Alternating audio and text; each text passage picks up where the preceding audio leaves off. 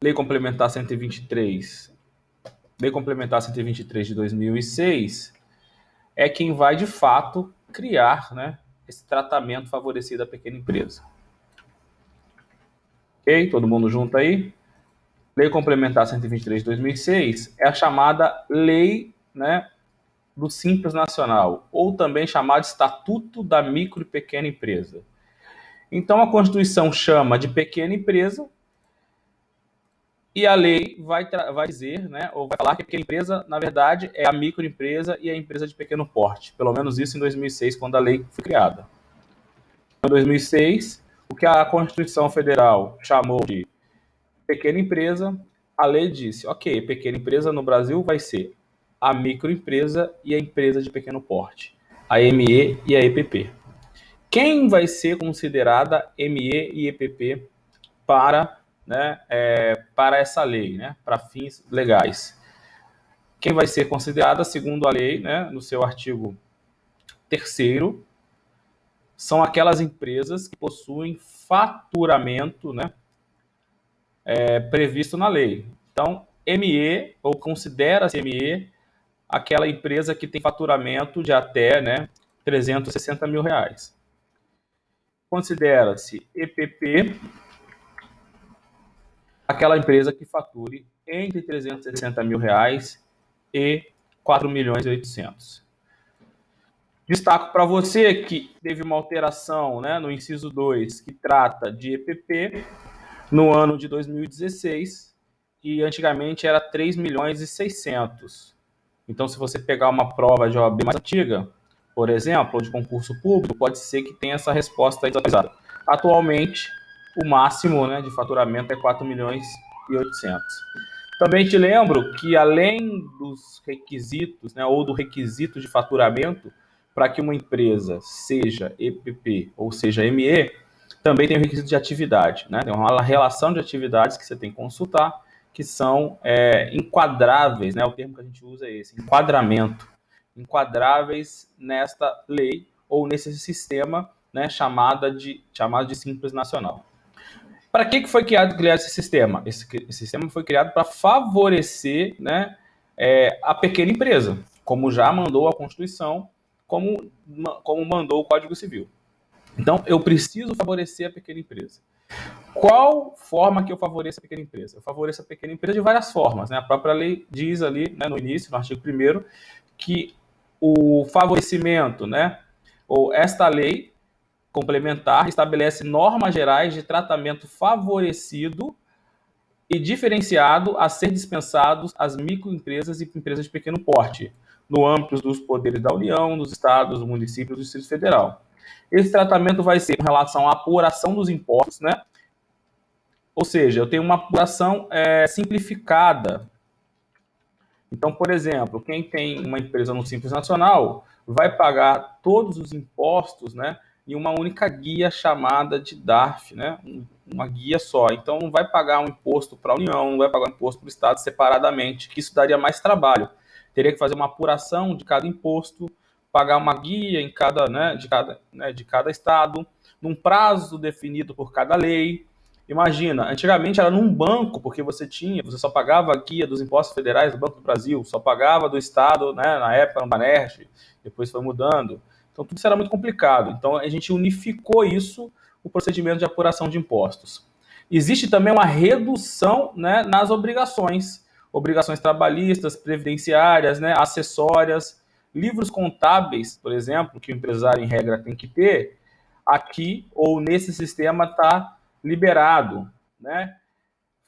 Empresas com até 10 empregados estão dispensados do livro de registro, né? De controle de empregados, né? Registro de ponto, né? Que você conhece, veio por essa lei. Acesso ao crédito, redução, né, da carga tributária, os tributos são menores, né? Uma empresa que está no Simples Nacional vai pagar alguma coisa entre 8% e 15%, a depender da tabela que ele se aplica, né? Enquanto uma empresa que está fora do Simples Nacional pode pagar até de 40% a 50%, a depender da atividade, a depender do momento, né? A depender da empresa. Então, a redução da carga tributária é muito grande.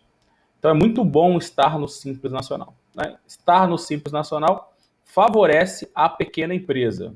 Você estar no Simples Nacional, você pode estar como ME ou EPP, porque são os dois tipos de pequenas empresas criadas por essa lei. Então, muito bom. Você pode, por exemplo, em razão dessa lei, como pequena empresa, se utilizar dos sistemas do Juizado Especial Civil, né? Lei 9.099, também, né, conhecida antigamente, agora mudou, agora é a Lei do Juizado Especial Civil, antigamente era a Lei das Pequenas Causas. Também permite, né, que as empresas, artigo 8º, que as empresas de pequeno porte ou microempresas se utilizem desse sistema, né? Qual é a vantagem de você estar no sistema dos juizados especiais como autor? Não estou falando como réu, né? Você, se te for até 20 salários mínimos, você não precisa pagar advogado, você não tem que pagar custas, né? Então tem vantagens, né, de você estar enquadrado no sistema do Simples Nacional, seja como ME, microempresa, ou seja como EPP, para poder, por exemplo, pleitear, né, seus direitos lá, os seus créditos não pagos, de forma mais barata e teoricamente mais rápida. O juizado foi criado para ser um procedimento mais rápido de acesso à justiça e mais barato. Então, te dei vários exemplos aí de como é que eu facilito a vida, né, do pequeno empresário. Para quê? Para que ele possa se formalizar e, né, ter todos os benefícios e obrigações dessa formalização. Como a gente tinha visto na aula passada, a formalização, em regra geral, ela é obrigatória. Uma vez que você pratique uma atividade econômica organizada, de produção ou circulação de bens ou serviços, né? Seja como pessoa física ou seja como uma sociedade, né? Você precisa se formalizar. Diz o artigo 967 do Código Civil, é obrigatória a inscrição do empresário, né, no registro público de empresas mercantis da respectiva sede, né? Inclusive antes do início da sua atividade. Então, todo mundo, antes de empreender, deveria, né, se formalizar. Isso é uma obrigação legal. Importante a gente lembrar também que o registro, né, ou a formalização através do registro, ela é um requisito, né, ou melhor dizendo, ela é uma obrigação, não um requisito. É diferente dos elementos que compõem o conceito empresarial. Em outras palavras, né, cai muito em prova, por isso que eu estou destacando isso para você, a pessoa ela é empresário pelo que ela faz e não pelo ter registro. Então ela pode ser empresário sem ter registro, sem registro. Aquela pessoa que é o camelô, né, ele é empresário irregular muitas vezes, justamente por não estar formalizado. Isso a gente já viu, né? E essa lei vem facilitar, né, vários aspectos aí para né, o empresário. Qual foi o problema dessa lei? Essa lei ela melhorou muito, né? Criou um sistema muito simplificado, como eu já te falei, só que ela não resolveu todos os problemas, né? Ainda com essa lei, para o empresário muito pequenininho, aquele que muitas vezes sequer tinha um empregado, ou aquele, né, que muitas vezes faturava muito pouco, R$ 1.000, R$ 2.000, R$ 3.000, R$ 5.000 por mês, não era suficiente para ele, né? Faturando R$ 5.000 por mês, você não vai ter, no máximo, metade de lucro, talvez, depende da atividade, R$ 2.000 por mês. Isso é dinheiro para o empresário viver. Como é que ele vai pagar, né? Um contador, como é que ele vai pagar muitos impostos, por mais que ele pague menos nesse sistema? Como é que ele vai fazer para se formalizar? Então, o custo ainda era alto, apesar de ter sido muito reduzido, para o empresário se formalizar. E por isso que o pequenininho, um empresário muito pequeno, né, ainda ficava de fora. Aí foi alterada essa lei para incluir uma terceira espécie, né, de pequena empresa. Então tínhamos no primeiro momento ME e EPP, e agora num segundo momento a gente tem o MEI, né, que você já deve ter ouvido falar, mas mais famoso, né? O MEI nada mais é do que um empresário que está dentro do sistema de um simples, né? Dentro do sistema simplificado. Algumas diferenças, né? O MEI é pessoa física apenas, né? O MEI é sempre uma pessoa física que exerce atividade empresarial. O empresário que se enquadra como MEI é uma pessoa física. Nem agora, né? Se for empresário que se enquadra como ME ou EPP, né? Ou a empresa que se enquadra como ME ou EPP, pode ser pessoa física, mas também pode ser uma pessoa jurídica, né? Pode ser uma ERELI, pode ser uma sociedade. Então perceba, né? O ME e o EPP aceitam outros tipos de, né, formas de empreendimento. o empreendimento da pessoa física, aceita, mas também aceita uma sociedade. E também aceita uma Eireli, por exemplo, que a gente ainda vai estudar. Então, é mais livre, ou tem mais opções, ou mais formas de empreendimentos, né, de empresas, podem se utilizar do MEI e do EPP. O MEI é mais restrito, só cabe ao empresário, pessoa física. Primeira restrição.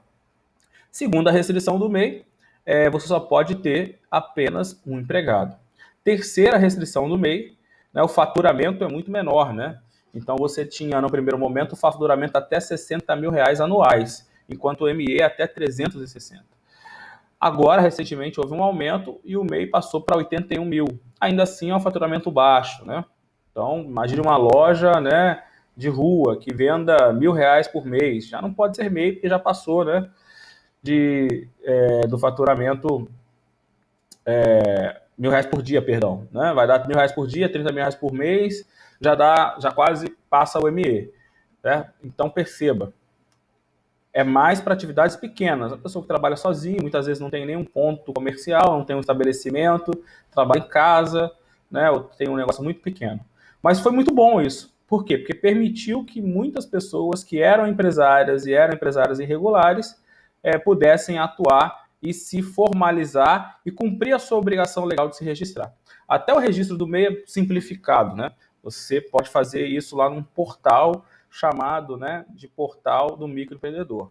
Você vai pagar uma taxa muito menor, né? O Simples vai pagar aí contador, vai pagar, depende de quanto fatura, 200, 300, 400, R$ 1.000 de impostos, né? O MEI vai pagar 50 e poucos reais. Existe uma alíquota lá, né, variável de 57, 58, né, dependendo da atividade que o MEI exerça de pagamento de tributos.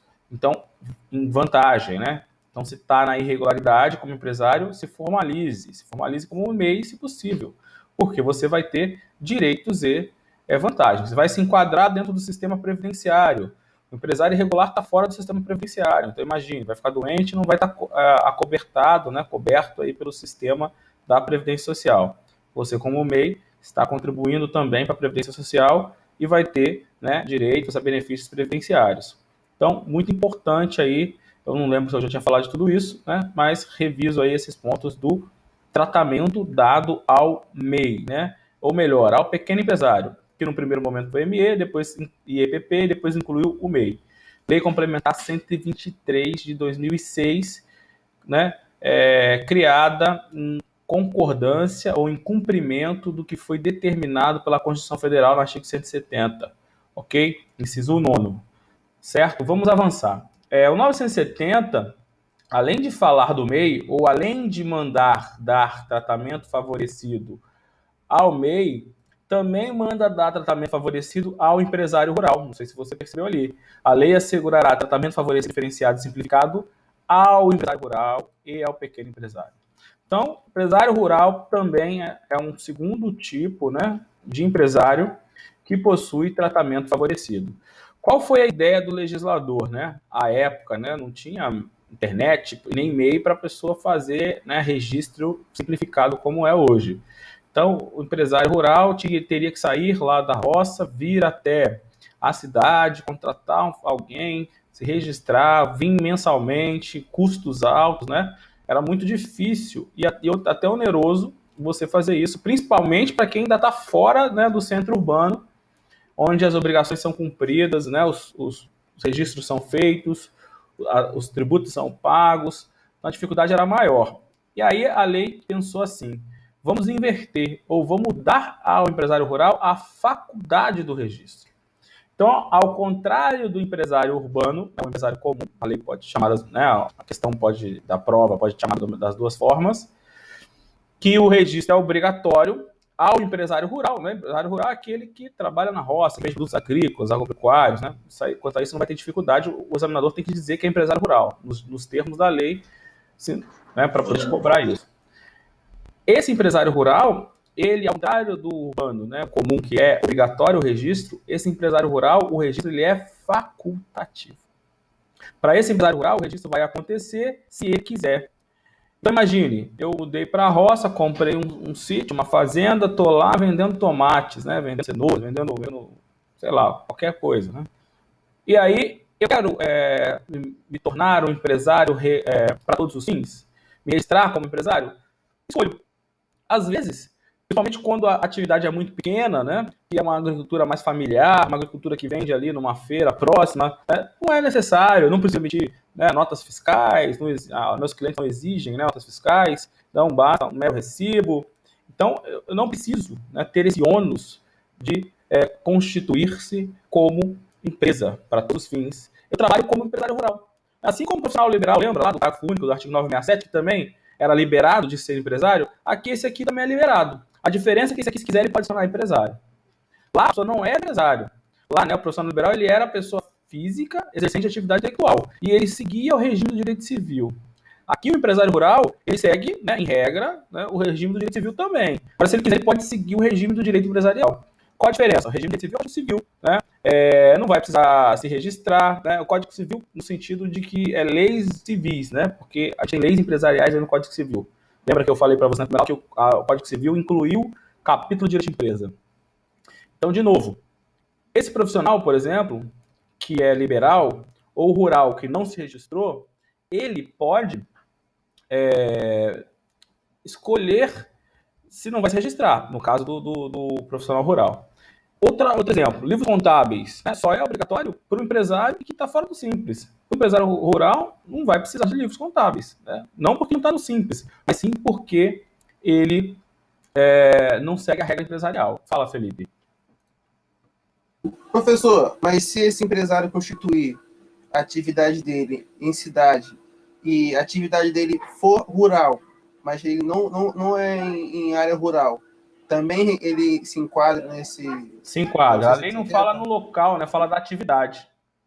Se você no artigo 970 fala assim, a lei é assegurar também fornecido diferenciado ao empresário rural, ponto. É atividade, não local. É atividade rural, ok? Então, atividade rural que traz esse tratamento favorecido. Vou te dar outro exemplo, né, que a gente acho que já comentou também. A falência e a recuperação de empresa. O que é falência e o que é recuperação de empresa? Falência e recuperação de empresa são dois institutos criados para cuidar, né, ou até punir, dependendo do ponto de vista, o empresário, né, para todos os fins. O empresário registrado, o empresário regular. Então imagine, você montou uma loja e você é um empresário. Se você entrar em crise, você pode sofrer, né, você tem duas situações que pode acontecer. Alguém pode exigir que essa sua empresa finalize, né, acabe.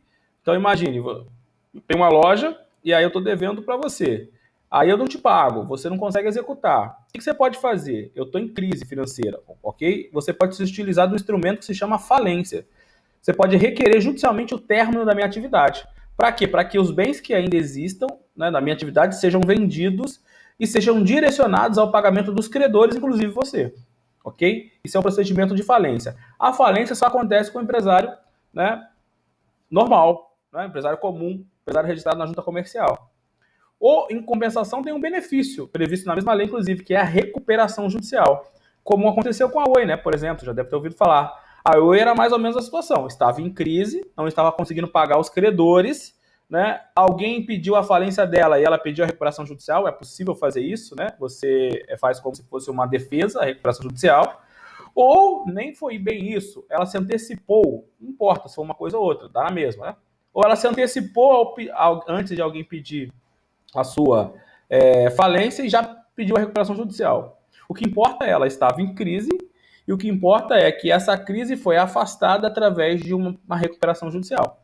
A recuperação judicial é um favor legal, é um benefício que a lei dá para uma empresa que está em crise, mas que ela consegue provar que é uma empresa viável, apesar de estar em dificuldade, e ela vai conseguir da crise de uma forma, ela vai conseguir sair da crise, melhor dizendo, de uma forma planejada. Ela vai elaborar um plano de recuperação judicial.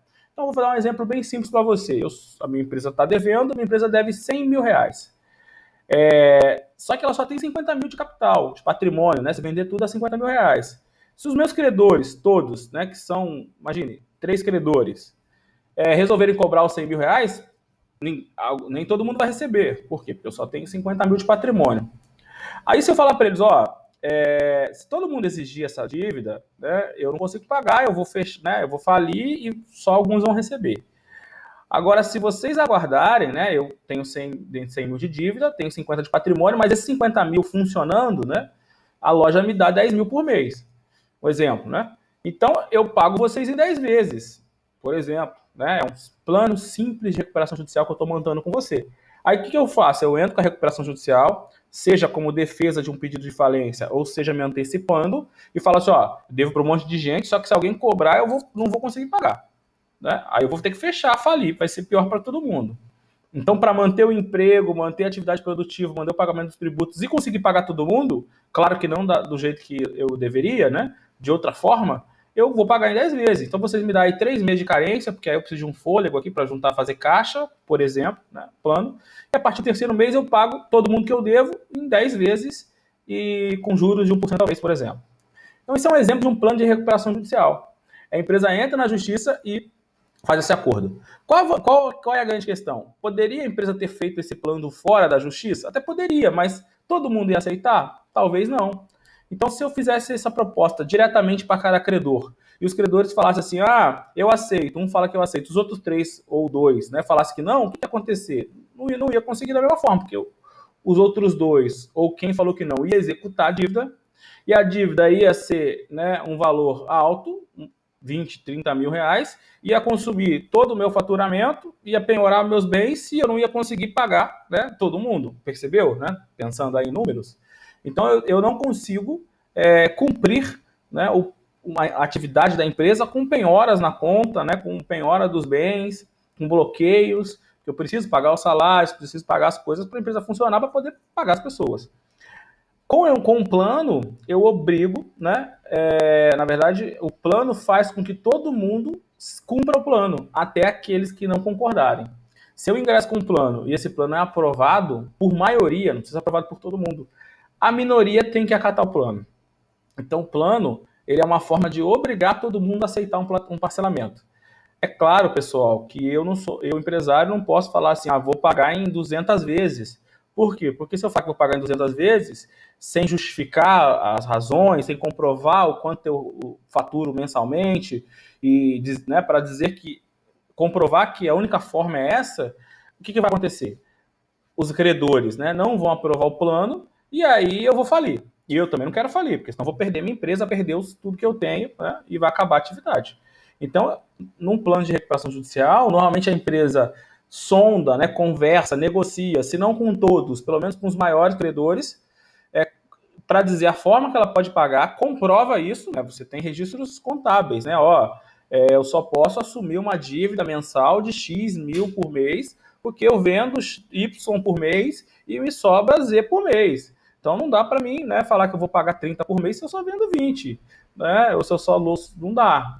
Então eu preciso compatibilizar isso numa coisa que seja viável, comprovar isso e convencer os meus credores a aprovar esse plano. E para quê? Para que esse plano seja aprovado, viável, né? Então eu provo que a empresa consegue sair do buraco nessas condições, são condições razoáveis, e aí esse plano é aprovado. O plano é como se fosse um acordo, né? Só que é um acordo judicial. Um acordo em que todo mundo acaba tendo que seguir. Então aquela pessoa que não teve lá o seu plano, não concordava com o plano, vai ter que seguir. Por quê? Porque é o melhor para todo mundo, é o melhor para a maioria, pelo menos. Então esse plano é muito importante. É todo mundo que vai estar sujeito, né, a um plano de recuperação judicial, que pode usar o plano de recuperação judicial ou pode sofrer uma falência? Não. Só as atividades empresariais. Atividades fora do sistema empresarial não segue. Então, é muito importante, né, esse sistema. Esse sistema ele vai ser bom e ruim. Ele vai ter coisas boas e vai ter coisas ruins.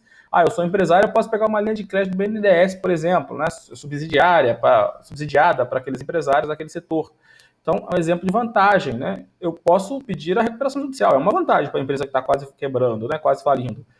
E eu posso também falar que seria uma desvantagem. Tem vantagem e desvantagem de você ser empresário, né, nos termos, né, daquele normal, naquele que registra.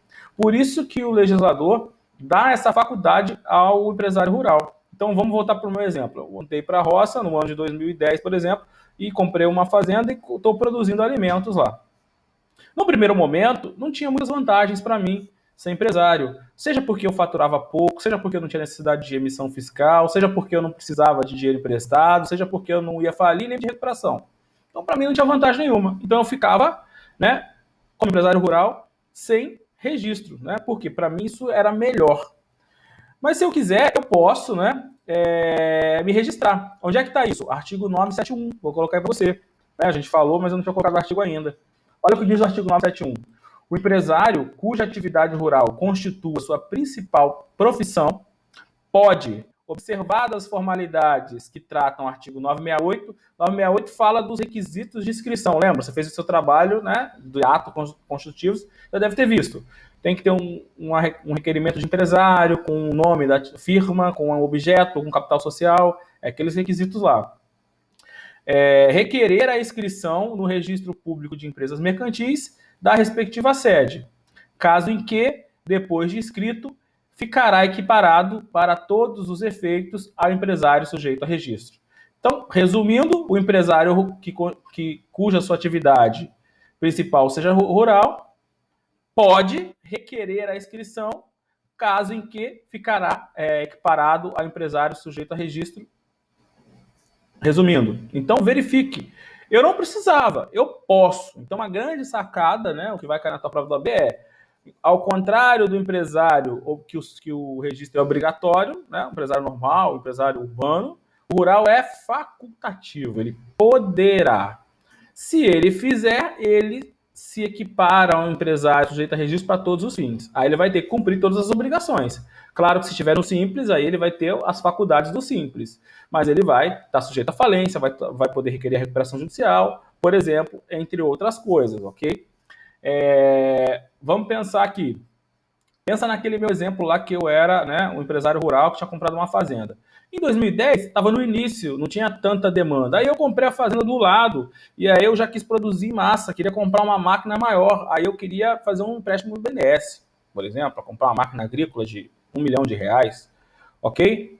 Eu começo a vender para indústrias que demandam a emissão de notas fiscais, por exemplo, né? Então, estou te mostrando que eu preciso, para mim é necessário a inscrição. Aí eu vou lá e me inscrevo, certo? Então, em 2010, eu era empresário rural, não tinha inscrito, não era inscrito.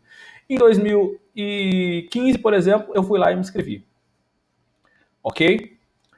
Tem um caso, que inclusive eu passei 2 trabalhos, né? Confere. Agora tem um terceiro, vou passar hoje. Passei o terceiro trabalho, da jurisprudência.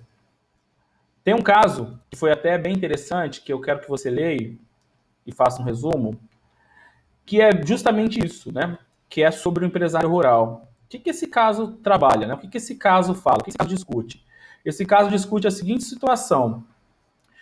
O empresário que era empresário rural sem registro, que se inscreveu e, portanto, se equiparou ao empresário com registro, igual ao meu caso, exemplo, 2010 eu não era, 2015 era, e quando chegou depois, por exemplo, 2018, esse empresário resolveu requerer a recuperação judicial, que, como eu já te falei, a recuperação judicial é um requisito, né, ou melhor, ela só é aplicável aos empresários, né, e o rural, isso, 3 trabalhos, sem chorar, né, não vai ter prova, olha que maravilha. Aí é um trabalho interessante, acho que você vai gostar.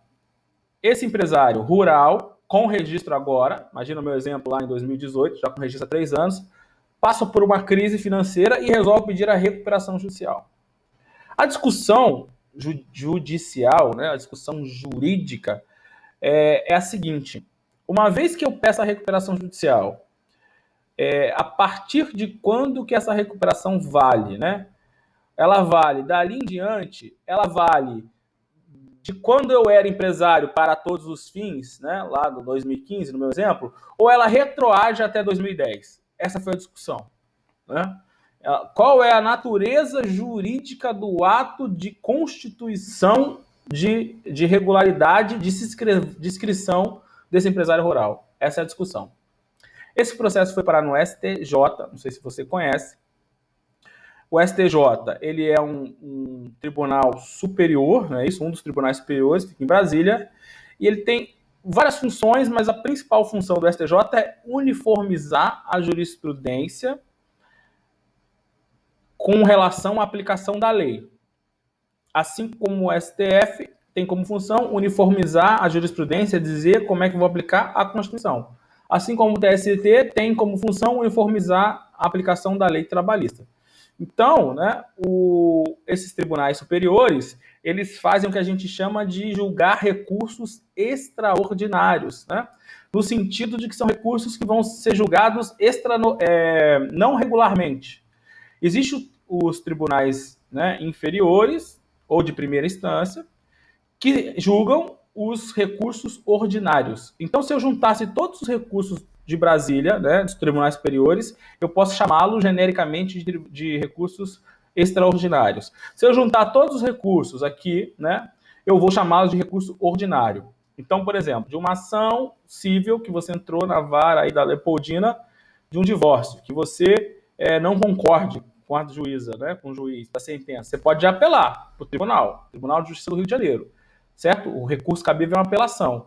A apelação, genericamente, é chamada de recurso ordinário. Por quê? Porque todo mundo pode recorrer ordinariamente. Não existe requisito. Basta ser sucumbente, basta ter uma sentença contrária aos seus interesses. Você recorre, ok? Para levar para Brasília, não. Eu tenho que ter um requisito a mais, certo? Outro exemplo, a ação do juizado especial lá, que o juiz julgou, né? O juiz leigo deu, né? Julgou e o torado homologou. Cabe recurso? Cabe. Recurso sem nome, chamado recurso nominado. Também, genericamente, é um recurso ordinário. Então, você prejudicado, né? Se sente prejudicado, recorre. A mesma coisa vai ser no trabalhista. Lá tem um recurso chamado ordinário. Coincidentemente, é o mesmo nome, né? Basta você ficar sucumbente e você recorre para o TRT da sua região. No caso do Rio de Janeiro é 1, TRT1, com um recurso ordinário. Regra geral, teoricamente, né, os recursos parariam aqui. Regra geral, teoricamente, as decisões deveriam ser decididas em segunda instância. Só que por algumas razões, como por exemplo uniformização de jurisprudência, eu tenho os tribunais superiores que são recursos extraordinários, né? Porque a regra geral é só ordinário. Então imagine, pode o Tribunal Regional da Primeira Região, que é o nosso, decidir que a hora extra que você trabalhou, né, lá no seu intervalo, isso antes da reforma isso acontecia, né? Então você tinha aqui um intervalo de jornada lá, o almoço, e aí você tinha direito a 1 hora, trabalhou meia hora, ou seja, só gozou 30 minutos de intervalo. Alguns tribunais entendiam que você deveria receber apenas a diferença, ou seja, se eu tenho direito a 1 hora, gozei 1 hora, eu tenho que receber meia hora. Outros tribunais, por exemplo, TRT 15 do Rio de São Paulo, entendia que eu tinha direito a receber a hora completa, né? Então, por mais que eu tenha gozado 20 minutos, 30 minutos, 40 minutos, não importa. Como penalidade, o trabalhador tinha direito, né? O empregador deveria pagar ao trabalhador a hora cheia, ainda que ele tivesse gozado 20, 30, 40, 50, não importa. Posso, em São Paulo, ter uma regra trabalhista, né? Uma interpretação da lei trabalhista diferente da interpretação da lei trabalhista no Rio de Janeiro? Claro que não. E aí você leva extraordinariamente esse processo para Brasília, ok? E aí você entra com recurso extraordinário, né? E o nome específico, ou o nome técnico, neste caso, é recurso de revista. Isso vai acontecer também, né, para as matérias gerais, né? Que você sabe, acredito que saiba, né? Que como é que funciona? Tribunais específicos, como o Tribunal Trabalhista, Tribunal Militar, não é isso? E os demais são TJ, né? TJ é por exclusão. O que não for lei especial, justiça especializada, é justiça geral, que é a TJ. Do TJ, você pode eventualmente, se houver uma situação semelhante, né, uma aplicação de uma lei aqui diferente da aplicação em outro estado, você levar para Brasília. Aí você vai ver qual é a matéria que está sendo, né, tratada de forma diferente. É o caso, por exemplo, da prisão em segunda instância. A discussão sobre a prisão em segunda instância é nesse sentido, né? Por quê? Porque os fatos, né, do crime que você deve saber lá, né, se houve o crime e quem cometeu o crime já foi julgado aqui em segunda instância. Então, quem concorda com a prisão em segunda instância defende isso. Já identifiquei quem foi o criminoso e ele cometeu o crime, ponto. Às vezes, mesmo isso acontecendo, tem uma divergência numa aplicação da lei ou da Constituição. E aí esse processo ainda prossegue para Brasília, só que vai discutir outras coisas. Por exemplo, prescrição. Para esse crime a prescrição é de 10 anos por isso, por isso. Para que o tribunal tem para esse crime a prescrição é de 5 anos por isso, por isso, por isso. Se eu aplicar o entendimento de lá, né, muitas vezes, quando esse processo transitar em julgado, a pessoa, né, o crime já está prescrito. E aí, portanto, ele não vai sofrer as penalidades. Então, quando eu levo o recurso lá para Brasília, seja para o STJ ou seja para o STF, é para discutir outras coisas que não o mérito do processo, né? Não, para discutir outras coisas que não os fatos do processo. E aí tem gente que separa o trânsito julgado em trânsito julgado material. Então, a matéria já foi discutida, não vai ser revisada. Mas tem coisas processuais que podem ser alteradas e indiretamente alterar o resultado do processo. E aí quem defende que não deveria, o trânsito julgado não é isso, né? O trânsito julgado é total, não é parcial, né? Quem é contra a prisão em segunda instância. Tem muita matéria sobre isso aí, obviamente, o professor de penal deve ter se aprofundado mais. É só para você entender essa sistemática, né? E entender essa discussão sobre a aplicação do artigo 971, que a gente está estudando, junto com a Lei 11.101 de 2005, que é a Lei de Recuperação de Empresas. Então, olha que interessante, esse acórdão, né? Acórdão é a decisão do tribunal, né? Assim como o juiz decide o processo através de sentença, o colegiado, né? Seja o TJ, seja o STJ, TST, Supremo, reduz a sua decisão num acórdão, né? Equivale aí à sentença. Então, às vezes, para alguém aí já isso seja básico, porque já faz estágio e tal, mas nem todos têm oportunidade. Por isso que eu gosto de explicar e por isso que eu gosto de trabalhar esses assuntos. Então, o acórdão equivale à sentença. O acórdão ele tem a seguinte estrutura. Ele tem uma ementa, né, que é um resumo. Normalmente a ementa é feita por palavras, você vai jogando as palavras, né, que formam ali um resumo. Você tem um relatório, né, que é uma revisão do processo, um resumo ali do processo, um resumo mais geral. Você tem, né, o voto vencedor e, às vezes, você tem ainda o voto divergente. Porque imagine, se for você leva o processo, quando o processo chega no tribunal, lá é sempre um colegiado, no mínimo 3 pessoas. Então vai ter uma pessoa que é nomeada como relator, para fazer o relatório, um para ser o revisor e o terceiro chamado, né, de terceiro voto, ok? Voto vogal, que aí você vai compor ali a decisão. Se a decisão for unânime, né, basta só o relatório e o voto, né, do relator que decidiu o processo. Se a decisão não for unânime, pode ser que alguém vote de forma contrária. Isso é reduzido a termo, colocado na decisão, e aí você tem inclusive os contrapontos, né? Por que decidiu desse jeito, por que a decisão poderia ser desse jeito, por que a decisão poderia ser daquele jeito. E aí você tem essa estrutura do voto. Isso é muito interessante, né? Principalmente para quem não tem a oportunidade de fazer estágio e nunca teve a oportunidade de ler um acórdão. Os acórdãos dos tribunais superiores, do STJ e do STF, no geral, são verdadeiras aulas sobre aquele assunto. No geral, você tem ali, né, a discussão sobre a origem do instituto, por que o instituto é visto dessa forma. Então, realmente, eu gostaria que você fizesse o seguinte, né? A gente vai ler aqui a ementa do acórdão, que é o resumo, vou tentar te explicar para você ter uma ideia. Depois você vai ler, né? O terceiro trabalho um resumo, né? Aí eu quero que você leia o acórdão todo, né? Um resumo da decisão sobre o empresário rural e a recuperação de empresas. Você que já está pensando em fazer trabalho de conclusão de curso, isso é interessante, né? Você vai ter que pegar uma decisão, não sei se você sabe, agora é um parecer. Então, você vai ter que pegar uma decisão nesse sentido. Imagina, um parecer é assim. É um caso, né, concreto, a empresa X, a empresária rural, e quer entrar com a recuperação judicial. E ela quer incluir nessa recuperação judicial os débitos anteriores antes dela ser escrita. E aí, pode ou não pode? Aí você vai fundamentar uma decisão, empresário rural. Obrigado, Felipe. Empresário rural, tem que completar aí. Aí você vai pegar aí você vai, na verdade, você vai montar um parecer jurídico dizendo, pode por isso, por isso, por isso. Aí você vai pegar a legislação sobre o assunto, vai pegar decisões, eventualmente, que existam sobre o assunto, né? No nosso caso, você vai pegar um parecer de um tema que já foi discutido, debatido, e é mais fácil, porque você já tem ali uma estrutura, mas às vezes é um tema novo.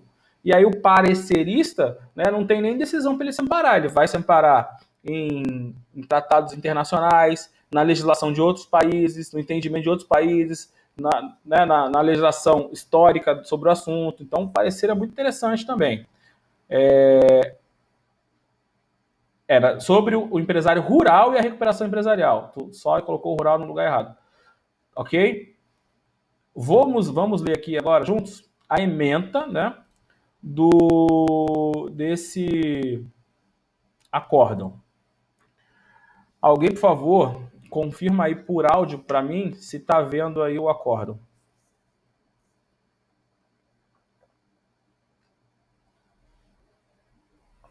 Demora um pouquinho. Sim, professor. Tudo certo. Muito obrigado. Ok. Então, o trabalho vai ser sobre esse recurso especial aqui, né? 1.832.000 de Mato Grosso do Sul. Quem foi o relator, né? Quem fez o relatório desse processo foi o ministro Raul de Araújo. E aí tem as partes recorrentes, né? Depois você vai lendo com calma. Se você tiver alguma dúvida, você pode me perguntar ou perguntar lá no grupo. Falar nisso, né? Depois alguém vê se consegue colocar o convite do grupo aí também, por favor. Então, esse recurso especial, né, ou essa decisão, esse acordo trata sobre um recurso especial, né, porque o Tribunal Superior também tem outros tipos de julgamento, tá, galera?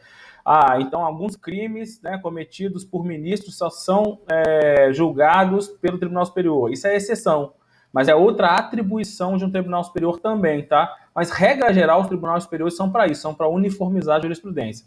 Você não viu, se você não viu, você vai ver isso em processo civil com mais detalhes. Então, esse acórdão é um acórdão sobre um recurso especial.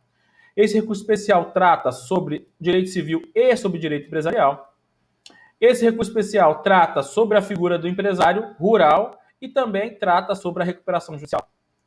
Esse recurso especial vai tratar sobre a regularidade, né, do exercício da atividade rural anterior ao registro do empreendedor. Ou seja, o empresário que trabalhava antes de se registrar como empreendedor, né, como a gente viu, que para ele é facultativo, ele está de forma regular? Essa é a discussão. E mais, né, a discussão ainda passa, né? Qual é o efeito do registro? Ele trabalhava, regular ou não, o acórdão vai dizer. Aí ele se registrou como empreendedor.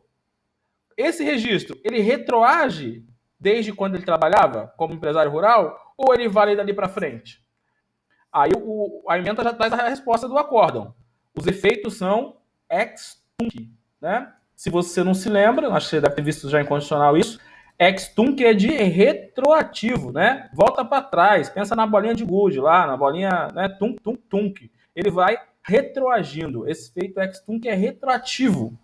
Ou seja, o efeito dessa inscrição é retroativa. Naquele meu exemplo que eu tinha falado para você, que eu tinha me registrado em 2010, mas já exerci atividade rural, em 2015, mas já exerci atividade rural desde 2010. Então, quando eu me registro em 2015, é como se eu fosse empresário, né, empreendedor, empresário normal, desde 2010, porque esse efeito é retroativo, está aqui na ementa, né? Efeitos retroativos da inscrição do produtor rural. Pedido de recuperação judicial, cômputo do período do exercício da atividade rural. Ou seja, quando eu fiz aquele meu pedido de recuperação judicial lá em 2018, né, qual o período que eu vou incluir dentro da recuperação judicial? Qual o débito que eu vou poder fazer uma proposta de um parcelamento? Não é isso? A recuperação judicial, né? Como se fosse um parcelamento. É mais que isso, mas pensa no parcelamento. É só o período de 2015 para frente ou eu posso incluir dívidas de 2010? Essa é a discussão. Né? Aqui está dizendo que sim, né? Eu posso incluir o período anterior ao registro. Portanto, esse recurso especial, né, há a possibilidade de inclusão e esse recurso especial foi provido, né? Provido foi dado provimento, foi favorável. A empresa que recorreu conseguiu o que ela queria. Porque ela queria fazer com que os efeitos da inscrição fossem retroativos. Ok? Esse resumo, ele continua aqui, né, de forma mais detalhada. O produtor rural, por não ser empresário, sujeito a registro, está em situação regular, mesmo ao exercer a atividade econômica agrícola antes da sua inscrição, por ser essa para ele facultativa.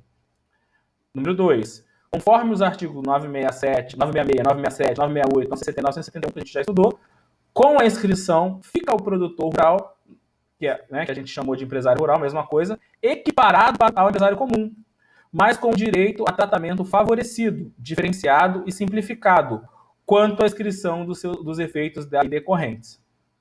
Assim, os efeitos decorrentes da inscrição são distintos para as duas espécies de empresário, o sujeito a registro e o não sujeito a registro.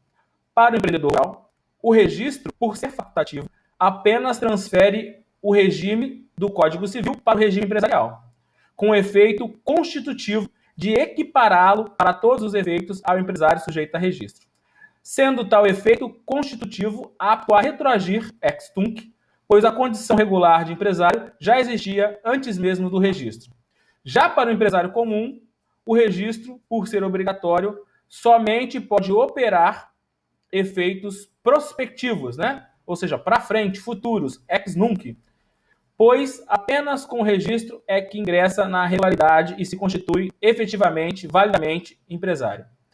Após obter o registro e passar o registro empresarial, fazendo o jus ao tratamento diferenciado, simplificado e favorecido, quanto à inscrição e os efeitos dela decorrentes, adquire o produtor rural a condição de procedibilidade para requerer a recuperação judicial. Isso aqui é bem técnico, né? No acordo que você vai ver. Para você pedir a recuperação judicial, você tem alguns requisitos. É ser empresário regularmente registrado, ter 2 anos de atividade. Então, esse empresário rural, ele só pode ser empresário depois que ele se registrar. Né? Por quê? Porque antes ele não era considerado empresário. Né? Ele era empresário do Código Civil. E aí, quando ele se inscreve, ele passa a ter o tratamento, né? Ou os requisitos, ou como diz aqui, a condição de procedibilidade para requerer a recuperação judicial. Com base no artigo 8, bastante que pode, portanto, fazer o seu tempo extrair lei, como aquele registro, então, não posterior, ficando também medidas a relação àquelas obrigações foi no sentido voto, quem votou a favor, quem votou contra, os nomes dos ministros, e aí depois você vai para outras questões aqui do acórdão. Quem nunca viu acórdão é muito interessante, né? E tem que aprender a ver, entender e começar a ter noção disso. O voto vencedor, né? Que é o voto que conduz ali a decisão, um resumo, depois você vai ler, claro que eu não vou ler tudo isso agora, e vai fazer o trabalho. Qual é o trabalho? Fazer um resumo, né? Esse aqui é o relatório, eu falei que um relatório, o acórdão, lembra, né? Que vai contar a história para você, ok? Depois você vai ler depois com calma e vai fazer um resumo para a gente. As letras são grandes, tem muita coisa que é repetida e tal, e dá para você pegar. Aí eles colocam a lei, colocam, né, discussões, assim, é bem interessante. Acho que é muito importante você começar a ler, né, acórdãos, certo? Vou parar aqui o acórdão, vou colocar lá no grupo daqui a pouco. Então, temos 3 trabalhos. O trabalho vai ser referente a esse processo? Sim, né? É o resumo desse acórdão.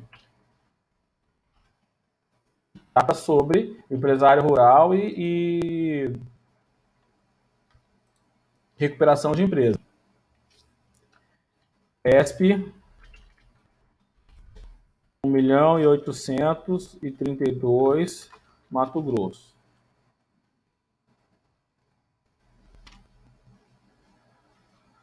Até aqui alguma dúvida? Entender o tratamento favorecido dado ao empresário rural? Isso é muito importante. A leitura desse acordo vai fazer também que você reveja o assunto, ele compara com o empresário normal, é bom para dar uma junção aí nos temas. Até aqui alguma dúvida?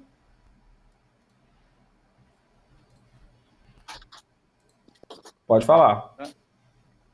Professor, o empresário rural é para qualquer proprietário, independente do tamanho da sua propriedade? Qualquer proprietário. Na verdade, na prática, isso acaba favorecendo o pequeno empresário rural, porque o grande é interessante para ele ser empresário, porque ele vai se beneficiar de linhas de crédito, porque ele vai se beneficiar, né, de recuperação judicial. Na prática, isso foi pensado lá atrás para o pequeno empresário rural. Né? Até porque você também tem a dificuldade dessa pessoa vir até a cidade, custos, né, para poder se registrar, vir mensalmente, tinha uma dificuldade, né, de estradas. Isso acabou mudando. Hoje em dia está tudo eletrônico, então isso acaba meio que caiu um pouco em desuso, vamos dizer assim. Mas a teoria, né, de quando o Código criou foi essa, né, de facilitar a vida desse pequeno empresário. Com o tempo, né, eu acho que isso vai cair em desuso. Mas ainda está na prova, né, infelizmente. Ainda está caindo em prova. Tem muita coisa né, que a gente estuda que a prática é um pouquinho diferente, né? Já deve ter percebido isso. Foi? Deixa eu confirmar aqui. A gente criou um grupo do WhatsApp de vocês?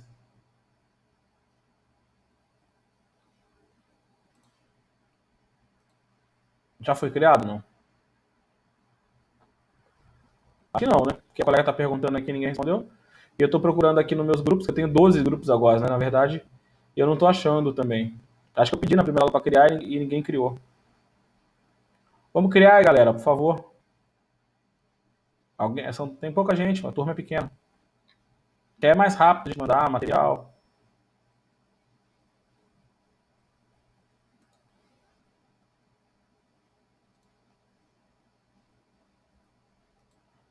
Um grupo para turma, né? Pro direito empresarial.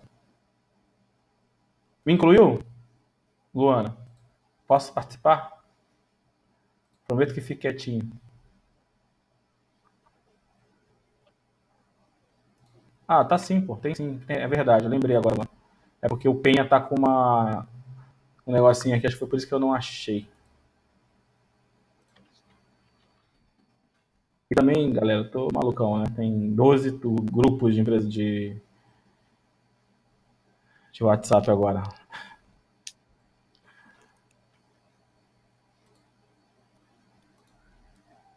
Vou colocar lá o acordo, ok?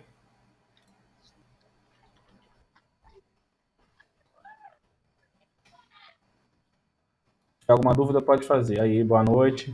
O colega já entrou. Se tiver mais alguém, já entra aí também para ninguém ficar fora. O trabalho é isso. Então, tu resume aí, dá uma lida. Se tiver alguma dúvida, estou à disposição. Vamos entrar no próximo tema agora, que é a capacidade empresarial. Ok? Próximo tema. Capacidade empresarial. Já coloquei o coisa lá no grupo. Obrigado, Luana. Tô meio malucão. O que tá fazendo na minha cabeça? Capacidade empresarial. Não sei para vocês, mas essas aulas online assim, é importante, é necessário, né? A gente tem que cumprir programa, né? Senão vai fazer o quê? Vai ficar 6 meses sem ter aula? Vai adiar a faculdade 6 meses? Perder 6 meses é complicado, mas tá bem puxado. Próximo assunto, da capacidade empresarial. Ou seja, quem pode ser empresário, não é isso? O que é capacidade? Rapidamente, né? Fazendo um resumo. O que é capacidade? Capacidade não é você estar apto a... Eu coloquei o livro lá para vocês. Eu indiquei na aula, né? Fábio Lhoa, falei que era o mais fácil de achar em PDF. Indiquei o André Luiz Ramos Santa Cruz, indiquei o Surrel. Esse aqui foi meu colega de mestrado. É um livro bem recente, um linguajar bem tranquilo, cara, professor de cursinho, preparatório. Só que esse aqui só acha no Amazon, se eu não me engano. Mas eu mandei PDF. Depois alguém do grupo aí, se puder replicar, eu agradeço. Para quem não quiser comprar ou não puder comprar. Tá? Mas já tem esse aí em PDF lá. Inclusive, mandei outro, né? Tô enchendo você de livro, né? Espero que vocês estejam estudando. Na verdade, fala aí. Esse é do Surreal. Depois você dá uma olhadinha lá. Mas tem outro já rodando aí em PDF aí para vocês estudarem, tá? Se puder comprar, tem gente que não gosta, né? Prefere o físico. Aí é outra discussão. Vamos voltar aqui para o nosso assunto.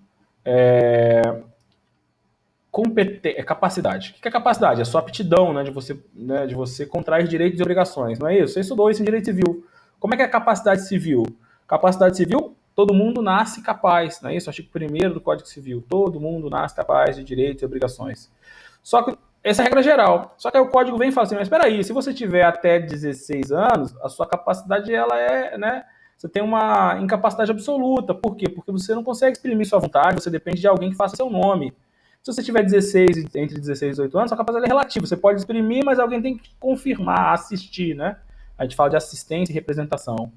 Às vezes você tem até mais de 18 anos, mas por alguma situação transitória, por exemplo, um acidente de carro, né? Você não consegue exprimir sua vontade. Aí você está incapaz, não é isso? ébrios habituais, né? Aqueles que não possam exprimir sua vontade, são hipóteses, né, de incapacidade civil. Então, no direito civil, regra geral, todo mundo que é maior de 18 anos é capaz. E aí você tem situações excepcionais, né, que você vai ver caso a caso. O ébrio habitual, aquele que não pode exprimir sua vontade, aquele que a capacidade é relativa. Direito civil, já estudou. Outro exemplo, capacidade penal. Regra geral, né, todo mundo maior de 18 anos é capaz penalmente. No caso do penal, né, o direito penal, o direito da punição, é o direito do crime. E ser capaz penalmente é cometer crimes, estar sujeito às regras criminais. E se você, né, não for, você vai estar sujeito a outras regras, como o Estatuto da Criança e do Adolescente. Certo? Só para a gente fazer uma revisão, uma introdução no assunto. Agora vamos pensar no direito empresarial. Todo mundo pode ser empresário? Alguém tem filho aí de 10 anos de idade? O filho de 10 anos de idade pode ser empresário? Não. Né? Tem filho de 15 anos de idade pode ser empresário? Não. Né? Você um problema, uma pessoa doente mental, não consegue exprimir sua vontade, pode ser empresário? Não. Né? Por quê? Porque lhe falta capacidade empresarial. Então, a capacidade empresarial é o quê? É a aptidão, né, de ser empresário, de contrair direitos e obrigações no mundo empresarial. Quando você já fez seu ato constitutivo lá, seus atos constitutivos, fez o requerimento de empresário, ou fez um contrato civil, contrato social, perdão, uma das coisas que a junta vai conferir é se a pessoa que está se inscrevendo lá como empresário individual ou como sócio é capaz. Né? Porque se não for, ela vai rejeitar, né, aquele ato, vai cair em exigência. Não dá para registrar isso aqui, a pessoa é capaz, não posso registrar. Porque lhe falta um atributo, né, chamado de capacidade ou capacidade empresarial. Então, a capacidade empresarial é a aptidão, né, da pessoa ser empresário.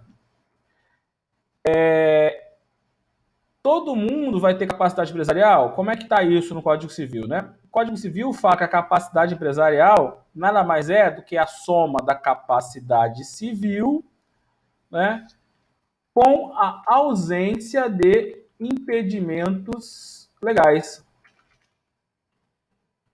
Vou colocar aí para você. Está no artigo 972 do Código Civil. Podem exercer a atividade, né? Portanto, tem capacidade. Podem exercer atividade, portanto, tem capacidade de empresário, os que estiverem em pleno gozo de atividade civil e não forem legalmente, né, impedidos. Artigo 972. Então, se eu fosse resumir em duas palavras, né, ou em dois termos, capacidade empresarial é a capacidade civil, mais a ausência de impedimentos legais. Capacidade civil, tá tranquilo, eu acho, né? Você já sabe, já estudou, já lembra que é regra geral, todo mundo que é mais de 18 anos é capaz, e aí tem exceções, né? Você pode ser maior, mas pode ser incapaz, porque está impedido de exprimir sua vontade, que é ébrio habitual, ou você pode ser menor e, portanto, é incapaz, e isso pode ser absolutamente ou relativamente. Aquelas regras lá, depois você dá uma revisada, qualquer coisa, se você tiver dúvida, os artigos 1º até o 6º, 7º ali do Código Civil, ou pega lá um livro daquele de direito civil que eu mandei e dá uma olhada em capacidade civil. Tem que estar tranquilo na sua mente, aí na sua memória, certo? Então, para mim ser empresário, a primeira coisa tem que ter essa capacidade civil. A segunda coisa é não ter impedimentos legais. Ou seja, a lei impede algumas pessoas de serem empresários. A lei fala assim, você que nessa situação não pode ser empresário. Vou te dar 3 exemplos. O primeiro exemplo é o juiz, né? Juiz você gosta, o juiz é legal, né? Manda pra caramba, ganha bem, é legal ser juiz. Só tem um problema, né? Ou pelo menos relacionado à nossa matéria. Só tem um problema ser juiz. Sabe qual é o problema? Não pode ser empresário. Não pode. E vamos ser francos. Uma pessoa que tem vontade de ficar rico, milionário, né? Talvez até bilionário, andar de helicóptero, andar de jatinho, tem uma lancha de sei lá quantos pés, não vai ser com o dinheiro da magistratura. Pode até ser que tenha um juiz que faça isso, que tenha um dinheiro de família, né? Mas não vai ser com o dinheiro da magistratura. Ele ganha bem até a primeira página, né? Ganha bem, ganha 20 e poucos mil reais, aí tem os impostos, né? Aí vai, não vai, o juiz não vai morar, né? Madureira, não vai morar, né? Não vai morar na Zona Sul, vai pagar mais caro, o colégio é caro. Então ele vive uma vida confortável, claro, mas não é uma vida de rico. E o empresário, se ele for um bom empresário, claro que não são todos, ele pode ser rico. Então, tem esse defeito ou esse problema de ser juiz. Ou seja, você está impedido de ficar rico. Legalmente, né? Se o cara faz esquema, rouba, igual o Ciro Darlan aí que está sendo acusado, pode ser até que não seja, não sei, está sendo acusado, é outra história. Ok?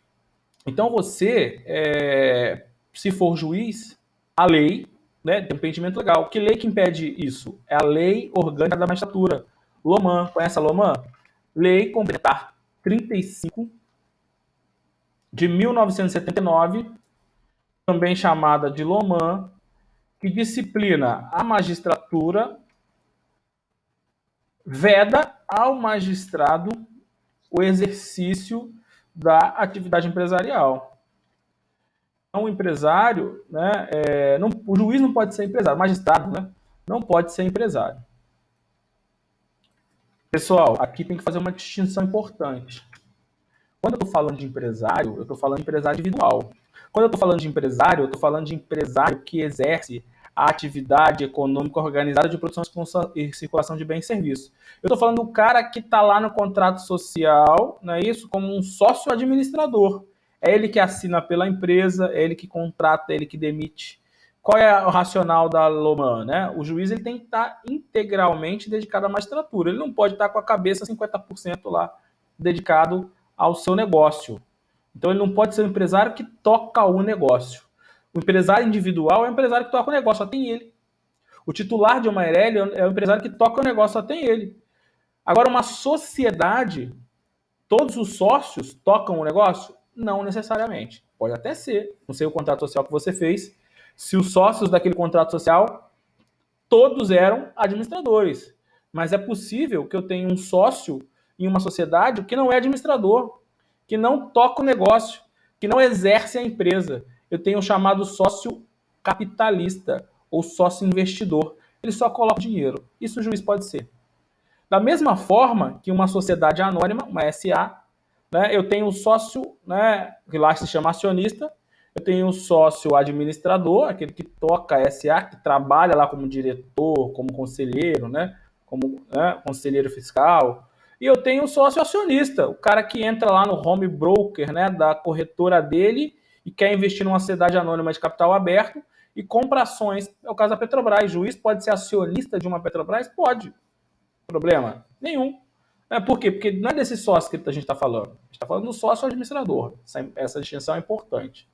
Então, o sócio é o sócio administrador. Né? Não é o sócio capitalista ou investidor. Ok? Cuidado com isso. Está aí na exceção do parágrafo. Ministério Público, né? Membro do Ministério Público. Mesma regra. Também está vedado o exercício da atividade empresarial. Lembra da falência que a gente acabou de comentar agora há pouco?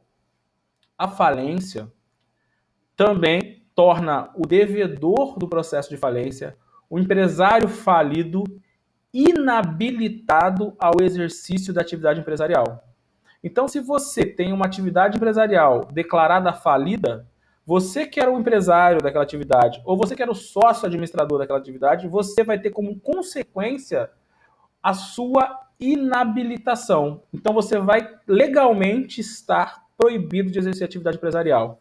Quando a falência for decretada, né, hoje é eletrônico, antigamente era um ofício. O juiz mandava um ofício, o juiz da vara de falência mandava um ofício para a junta comercial, dizendo, Medina era empresário da sociedade X, administrador, e ele está impedido de exercer atividade empresarial. Então eu não posso registrar outra empresa, né? Por quê? Porque a junta não vai deixar, porque eu estou impedido, eu vou ficar impedido. Claro, isso é pelo resto da vida? Não, né? Tudo na vida tem prazo, até prisão por morte. Tem prazo. Tem só lá a exceção dos crimes imprescritíveis. Na verdade, o crime é imprescritível, mas a penalidade tem prazo depois, né? Não tem prisão perpétua.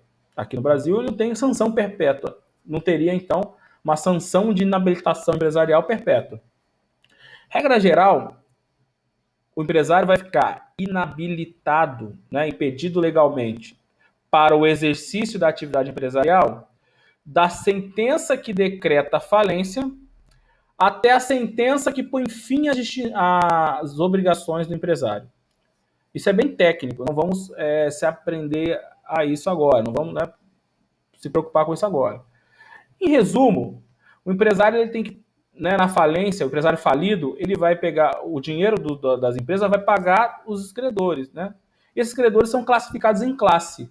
Para o empresário ter as suas obrigações extintas e, portanto, ele voltar a ser empresário, né, acabar a sua inabilitação, ele teria que pagar quase todo mundo. Ele vai pagar todas as classes até aquela última classe que se chama classe dos quirografários ou dos credores quirografários. Não se preocupe com isso agora, né? Você vai aprender isso em empresa 4. Credor quirografário é aquele credor que não tem privilégio, porque as classes, né, ou as classes de uma falência são por privilégio. Não se preocupe. Então, se eu tive uma falência fraquinha, ou seja, se eu quebrei, mas tinha patrimônio para pagar quase todo mundo, eu terminou a falência, eu volto a empreender. Isso não é o que acontece na regra geral, no dia a dia. Regra geral, dia a dia, né? Se eu fiquei devendo para as pessoas ainda na falência, eu falido, né? Devedor falido, empresário falido, eu vou ter que aguardar um período que vai ser de 5 ou até 10 anos para extinguir as minhas obrigações em razão do tempo. Então, da decretação da falência até a extinção das obrigações, ou pelo pagamento, ou pelo tempo, que vai ser o período que eu vou estar inabilitado. Regra geral, 5 anos após o término do processo de falência, esse empresário está habilitado, né, pode se reabilitar, ou em 10 anos se ele cometer um crime falimentar. Mas você vai estudar isso depois em direito falimentar, né, empresa 4. Nesse momento, eu só estou te dando o terceiro exemplo, que é, né, o empresário falido, que é o terceiro exemplo de pessoa que está impedida legalmente. Então, resumindo, o que é a capacidade empresarial? É a aptidão da pessoa poder exercer a atividade empresarial. Essa aptidão é a soma da capacidade civil com a ausência de impedimentos legais. As leis, né, ou tem várias leis, vão dizer situações nas quais a pessoa pode não ser empresário, que ela está vedada ao exercício da atividade empresarial, ou seja, impedimentos legais. Aí te deu o exemplo do juiz, do magistrado e do empresário falido, ok? Até aqui alguma dúvida? Essa, pessoal, é a regra geral. Regra geral, para você ser empresário, você precisa ser capaz civilmente e não ter impedimentos legais. Militar, muito bem lembrado, Felipe, é outro exemplo. Mesma coisa. Não vai ser empresário, administrador, pode ser um sócio. Continuando, a gente tem a exceção. Falamos da regra. Falei a regra era, né, o artigo 972. Antes da gente falar da exceção, que é o 974, vamos falar do 973. Imagine que eu seja um empresário inabilitado, portanto, sem capacidade, ou tenha 16 anos e tenha um negócio, não é isso? Ser empresário não é uma coisa de fato. Eu ir lá, montar o barraquinho e começar a vender. Eu sou empresário. Tenho 16 anos. Não sou emancipado. Tenho 15 anos para melhorar. Para não caber nem a emancipação. E estou lá vendendo, comprando e vendendo. Alguém me vendeu mercadoria fiada, eu não paguei. A pergunta é, eu sou obrigado a pagar? Eu posso falar para a pessoa, ó, não te paguei porque eu não podia ser empresário, você me vendeu mesmo assim, portanto, o problema é seu? Não. Né? Ninguém pode se beneficiar da própria torpeza. Já viu esse princípio? Eu não posso fazer uma coisa ilegal e depois dizer que não vou cumprir a regra porque eu fiz uma coisa legal. Então eu estaria me beneficiando da própria torpeza. Isso é um princípio de direito. Isso está explícito aqui no artigo 973. Então eu não posso dizer, comprei como empresário, mas eu não poderia, portanto, né, agora eu não vou pagar. Claro que não. As pessoas que legalmente impedidas de exercer atividade empresarial, né, atividade própria de empresário, se a exercer, respondem pelas obrigações contraídas. Em resumo, é isso, tá? Isso é importante ficar em prova. E para a gente fechar, a exceção em relação à capacidade empresarial, que é o 974. O que diz o 974, pessoal? É uma situação, hipótese, ainda que excepcionalmente, que uma pessoa incapaz possa exercer atividade empresarial? Existe. Existem duas situações, segundo o 974. Quais são essas situações? Vou te dar 2 exemplos, para você ver que estão ali no 974. Imagina que eu seja empresário e tenha uma loja aí no Norte Shopping, perto de vocês. E aí, eu, ao voltar da loja, sofro um acidente. Eu gosto de moto, você já sabe disso. E aí, eu sofro um acidente de moto. Bater aqui na madeira, que é só um exemplo. E aí, eu fico em coma durante meses. Percebeu o que aconteceu? Eu não me tornei incapaz porque eu perdi a minha capacidade civil? Certo? Eu não me tornei incapaz empresarialmente porque a capacidade empresarial era a soma da capacidade civil com a ausência de impedimentos legais? A minha capacidade civil sumiu, ou pelo menos temporariamente eu estou o quê? Incapaz civilmente e, consequentemente, incapaz empresarialmente. Eu não posso, né, assinar nada. Eu não posso dar um cheque da minha empresa. Eu não posso contratar ou demitir um funcionário, assinar uma rescisão. Ah, professor, mas você nomeou um procurador. Como é que eu vou nomear um procurador se eu estou em coma? Eu não posso exprimir a vontade. E aí, o que eu faço com a empresa? Percebeu? É a primeira hipótese. A segunda hipótese é alguém, né, que recebe como herança, seja dos pais, ou seja do autor da herança. Autor da herança é quem deixa a herança. A herança é o patrimônio, né, são bens deixados para alguém. Então, um avô, por exemplo. O avô que deixou para mim, que tenho apenas 17 anos, uma empresa. Que, inclusive, eu ia para a empresa desde os 10 anos de idade, sempre trabalhei com ele, ajudava, conhecia tudo, só que ele me deixou a herança e eu sou incapaz. Faltam 6 meses para me atingir a capacidade.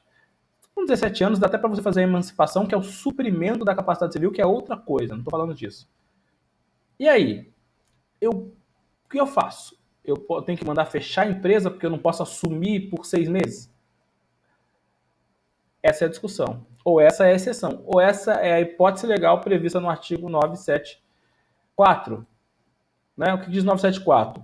Pode um incapaz, por meio do seu representante ou devidamente assistido, continuar a empresa antes exercida por ele, enquanto capaz, ou por seus pais ou autor da herança. Então, eu era capaz, me tornei incapaz. Eu posso continuar a empresa antes exercida por ele, não é? Meu primeiro exemplo. E no outro exemplo, eu recebi uma empresa exercida pelos meus pais ou por um autor da herança. E aí eu posso continuar. Obviamente, se eu não consigo exprimir a minha vontade, vai ser nomeado um representante. Eu que vou nomear? Não. Quem vai nomear é o juiz. Né? Então, isso é um alvará judicial. Né? O juiz vai analisar o caso e vai, né, olhar as circunstâncias, vai ver se isso é arriscado demais ou não. Qual é o risco? É um negócio com pouco risco ou é um negócio de risco ambiental nuclear, né, que pode trazer prejuízos incomensuráveis? Qual é o risco? É uma pequena lojinha. Qual é o risco do negócio? Vai conversar com as pessoas, vai ver a conveniência, a oportunidade, né? Pode inclusive revogar a qualquer tempo. Em resumo, né, eu assumo desde que eu peço uma autorização judicial e o juiz vai verificar as circunstâncias do caso, né, os riscos da empresa, a conveniência, é melhor fechar ou não? Tem quantos empregados vão perder emprego? Né? Vai analisar tudo isso. E vai, se entender cabível, me dar um alvará judicial. Então, de novo, eu tenho uma exceção. Regra geral, a capacidade empresarial é a capacidade civil com a ausência de impedimento legal. Excepcionalmente, alguém que não tem a capacidade civil, seja porque perdeu ou seja porque não tinha, né, e recebeu uma empresa, pode eventualmente assumir a empresa. Ou seja, mesmo incapaz, continuar no negócio. Perceba, aquele contrato social era só meu. Eu que assino pela empresa, vai ser o meu nome que vai estar no cheque. E o meu representante vai assinar em meu nome, mas é meu nome. A empresa continua. Então, quando isso acontece, a empresa continua no meu nome. Eu, incapaz, estou exercendo a atividade empresarial, ainda que por meio de alguém, representante ou assistente, mas é eu que estou exercendo. É o meu nome, né? É a minha empresa. Percebeu a diferença? Então, excepcionalmente, pode esse incapaz continuar a exercer a atividade empresarial, desde que, obviamente, tenha autorização judicial, como a gente já viu. Importante a gente destacar que, regra geral, os bens do empresário individual respondem pelas dívidas do negócio. É isso. Regra geral, se é empresário individual. Aqui a gente está falando de empresário individual. Não estamos falando de empresa individual de responsabilidade limitada, que o titular da empresa tem responsabilidade limitada, não estou falando disso.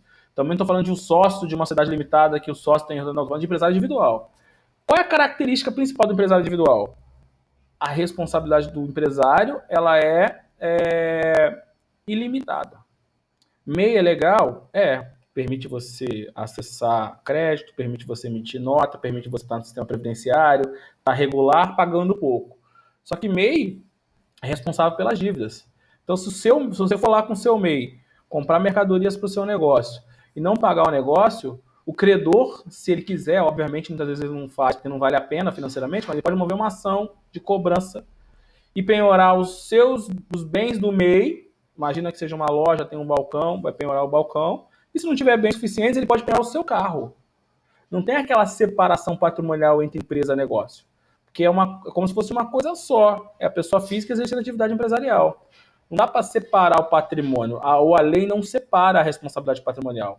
Então, o seu patrimônio pode responder pelas dívidas. Se isso vai chegar a acontecer ou não, na prática, eu acho pouco provável, porque o MEI compra pouco, as dívidas são baixas, e o custo de um credor fazer isso é muito caro. Contratar um advogado, mover ação, normalmente ele está em outra cidade, e aí você está aqui.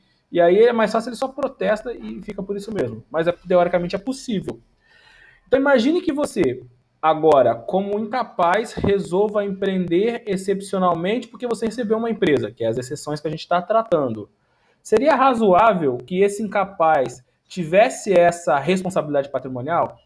Imagina que esse incapaz, antes de receber a empresa, tenha recebido dos outros avós que faleceram antes, casas, né? Então ele tinha lá 3 casas de aluguel que ele tinha recebido. Era um incapaz de sorte. Ele tinha recebido antes. Se não fosse um empresário normal, ou seja, não incapaz, aquelas casas que ele tem responde pela dívida. A não ser que seja uma casa só, que aí tem uma lei de empenhorabilidade do único bem, imóvel, aí é outra exceção, outra história. Mas, regra geral, o patrimônio do empresário responde pela dívida. No caso do incapaz, que tem patrimônio antes, esse patrimônio que não tem nada a ver com o negócio que ele vai assumir, está protegido, né? A ideia é o seguinte: o incapaz está numa situação excepcional, não vamos, né? Ele é incapaz, então vamos proteger.